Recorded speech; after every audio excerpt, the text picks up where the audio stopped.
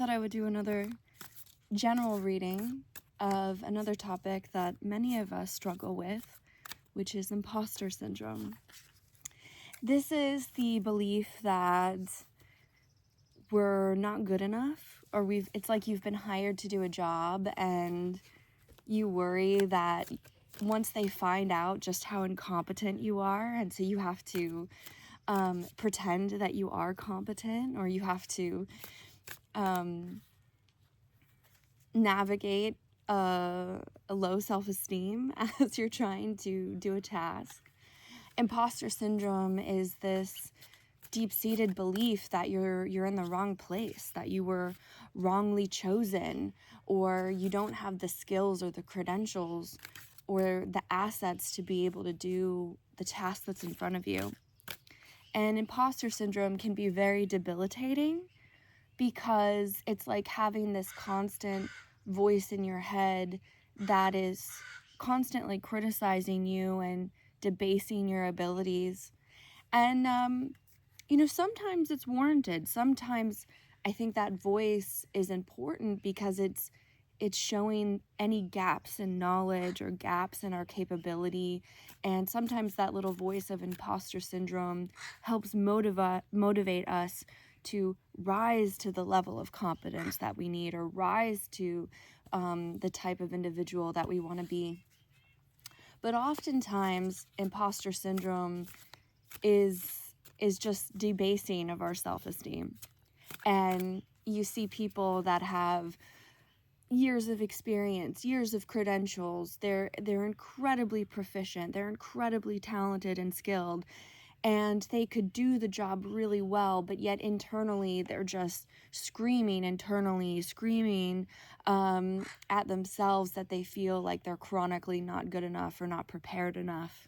And that low self-esteem can turn into a runaway train and steal your peace, steal your mind, steal your authenticity, steal your future opportunities. And so today I wanted to do a reading on when do you listen to that little voice, that little imposter syndrome voice that says, hey, maybe this task or this job that we've been given is above our skill set, and it's important not to overpromise, underdeliver. It's important not to say that you can do something that you really can't do.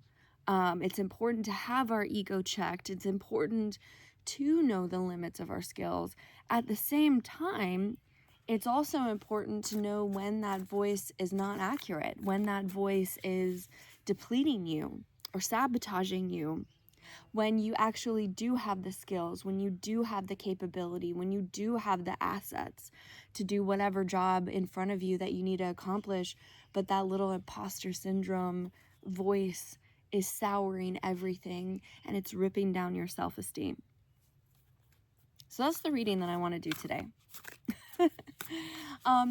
As always, if you want to accept this tarot reading is a two-way street. So if you want to receive this reading, get somewhere comfortable, relax your mind, open yourself up to any inspiration or thoughts or feelings that might come up for you during this reading. Some people call it, feeling things that resonated. It's different for everybody, but oftentimes when you're receiving a tarot reading, it's important to sit with your intuition and listen to your mind, listen to how things come up for you.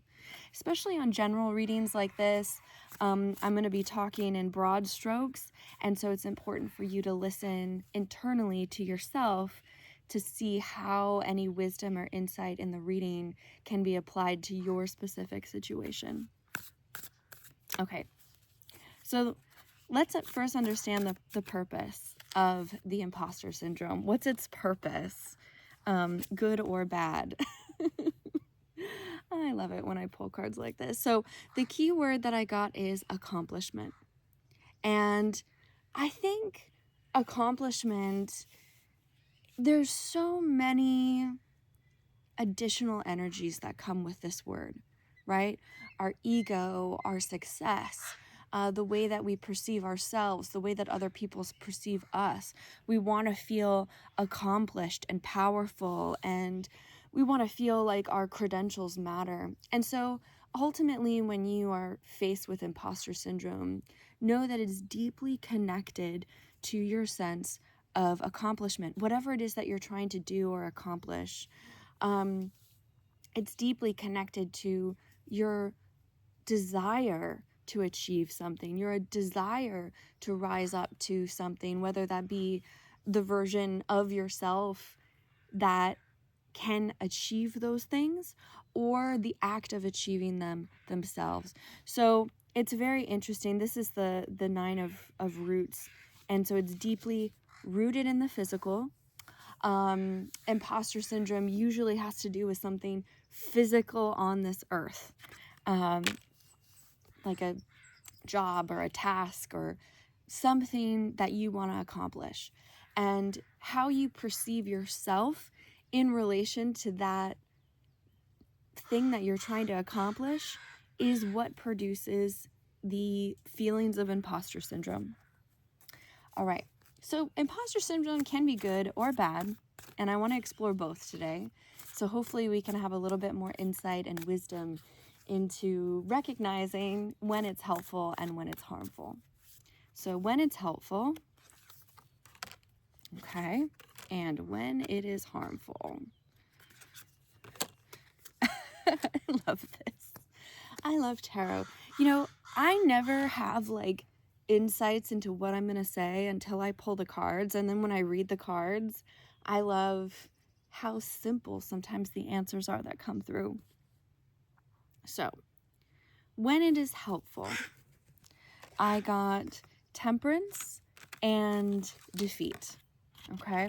Now, the deck that I'm using is called the Brady Tarot, and the artwork is violent. The artwork is affronting, and that's one of the things that I love about this deck is the artwork. It doesn't shy away from being quite violent, and so because of that, when you look at the artwork during a reading, a lot of my clients feel a certain reaction to the artwork, and that reaction is intentional. I want you to explore the emotions that are triggered by the artwork to inspire deeper truths within the reading.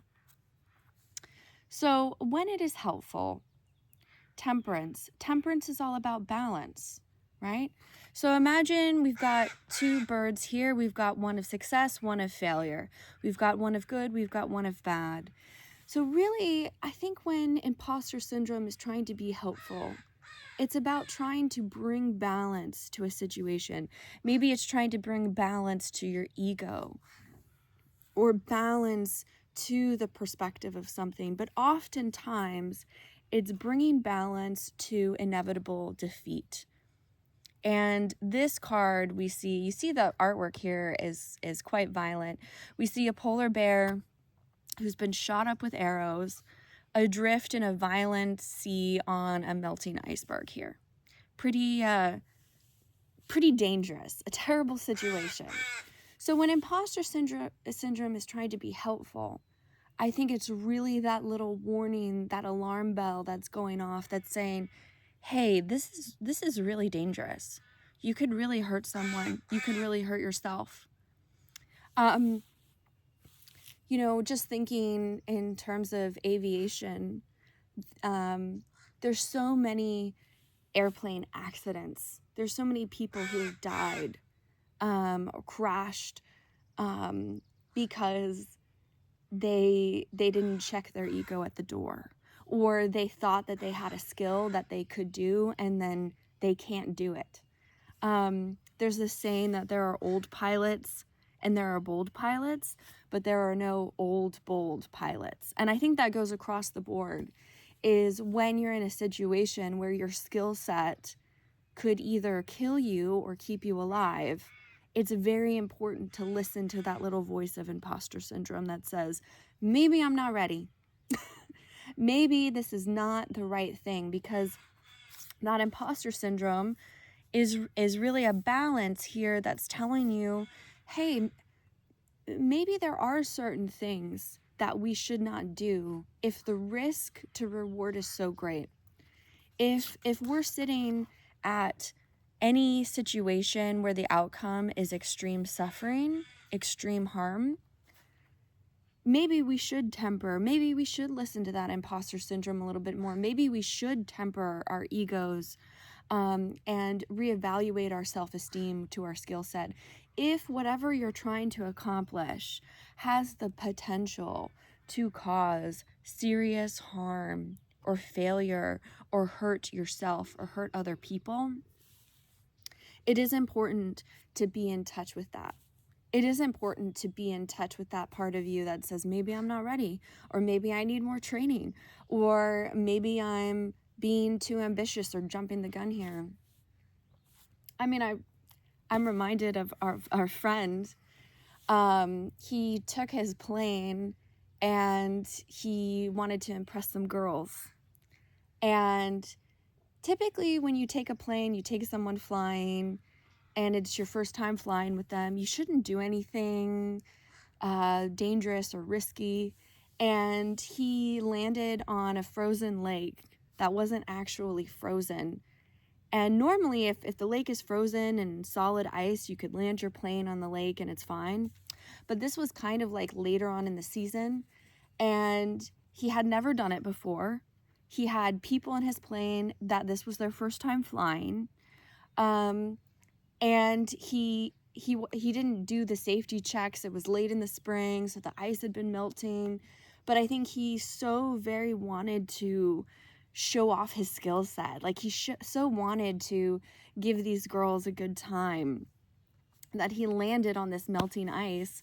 And lo and behold, the ice broke and the wheels of the plane sunk into the lake. And the ice was thick enough that they could stand on it, but it wasn't thick enough for the plane to sit on it. So they had to walk back to shore, and it took them like several hours before they were rescued, and they had to go to the hospital for frostbite. And that's a pretty good example of, hey, you know what? Maybe sometimes when imposter syndrome is good, it means we need to check ourselves and we need to temper our actions and our beliefs so that we don't suffer defeat. So I don't think imposter syndrome is a bad thing. And I don't think it's a bad thing to check our egos or to really sit and evaluate. And I think when you're sitting and evaluating whatever it is that you're trying to accomplish, and you feel that little voice that says, maybe you're not ready, maybe you're not good enough, maybe you don't have the skills to do this, ask yourself, is the thing that I'm trying to accomplish, does it have the potential to cause serious harm to myself or others? And if so, maybe I should listen to that voice. Maybe I should temper my actions and my beliefs. Okay, but when is imposter syndrome harmful? That's the next thing I want to say. And the two cards I got are Strength and the Star reversed.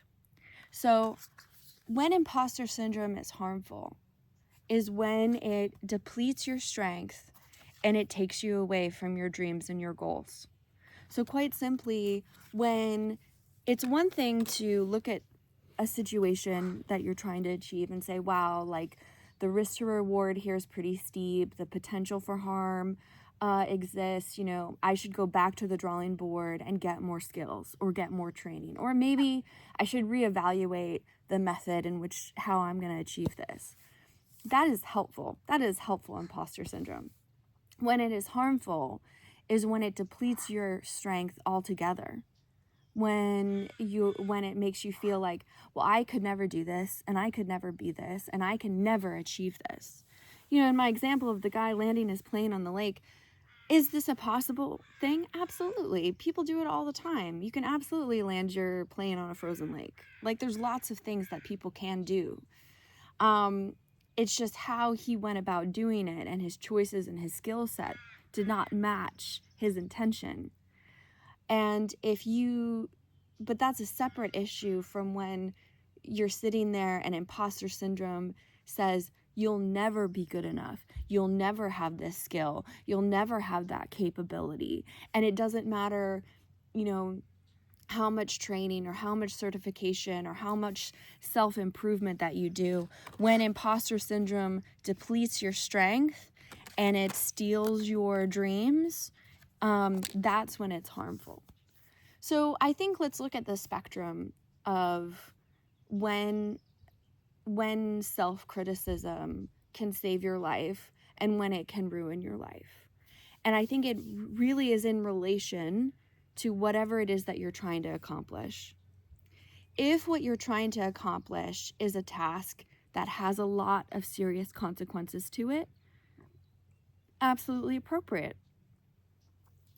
But if what you're trying to accomplish is in alignment with a grander dream of who you are and who you want to become, and it's the star is like your North Star, your path in life, your purpose, and this imposter syndrome is taking you away from that path, is taking you away from your sense of empowerment, is depleting your strength, not just in relation to one task, but into every task or every path beyond you, then it's harmful. Then you need to stop and say, okay, you know what? This voice in my head that's telling me I'm not good enough, or I'm not strong enough, or I'm not smart enough, it's not real. It's not true. It is just here to sabotage me. And I'm letting go of my strength and I'm letting go of my purpose because this little voice in my head has had like runaway power. So what can you do? My last card for you is, what can you do when imposter syndrome has transitioned to the harmful sphere? What can you do?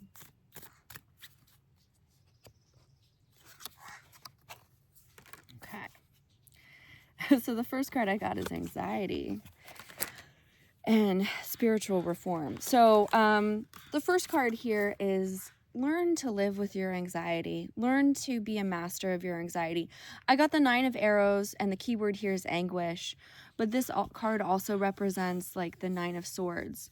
And anguish, anxiety, panic, fear, these are safety emotions. These are emotions that are meant to provide you safety when applied appropriately. But when not, when they deplete your purpose, when they deplete your strength, what can happen is the anguish and the anxiety of your own life can ruin your future. It can take away your energy. So learning how to sit with our anxiety, learning how to process our anxiety is actually a skill that you need to develop. And maybe that imposter syndrome that is taking you away from your life, taking you away from your dreams, is really an indicator that we need to come back to soothe those roots of anguish, those roots of anxiety within ourselves. Anxiety is not a permanent state, and it's not a personality trait, by the way. Having anxiety does not mean that this is part of your personality. It is a learned behavior. It is something that you enact in. It's a behavior that you feed. And if you want to change behavior, you have to change your thinking. And one of the most powerful ways to do that is represented by the High Priestess, spiritual development. Spiritual development, being on your spiritual path, deepening your connection to your conscious and your subconscious, deepening your awareness, deepening your sense of self. I could go more into this card, but in a very light way is, how do you cure anxiety is with spiritual groundedness. Because anxiety is coming out from your spirit. It's coming out from something within you. And that's slightly different for every person, but it's being manifested within your spirit, being manifested within your psyche. And so when we do deep spiritual work, part of that is exploring our psyche and exploring where those things are coming up for us. So if you're recognizing imposter syndrome that is derailing you from your dreams, depleting your strength, depleting your vision for your future, it might be a broader indicator that you need to heal those areas of anxiety within your life that are connected to a spiritual deficiency or a deficiency in your psyche that you need to explore. It's more about doing spiritual work and inner work than it is about trying to control the outside world. And then you also see that a lot with people who have imposter syndrome that don't do the inner work, is they try to like control the members on their team. They become micromanagers, they become tyrants in the office, or they become helicopter parents. There's something about that external manifestation of anxiety that actually makes the situation worse. It depletes your strength even greater. So instead of trying to control other people or control the circumstances or let that overwhelm you, when you feel that anxiety that is fueling that imposter syndrome, again, turn within yourself and do spiritual work, do spiritual healing. So that is the message that I have for you guys today. It's I think it's a first step. You know, everybody's relationship to imposter syndrome is slightly different, but hopefully this reading gave you some insight and some wisdom about how it shows up with you. When is it helpful? When is it harmful? And what you can do in either case. As always, listen to yourself and listen to your inner voice, because you're more powerful and you're more wise than you know. Take care, everyone.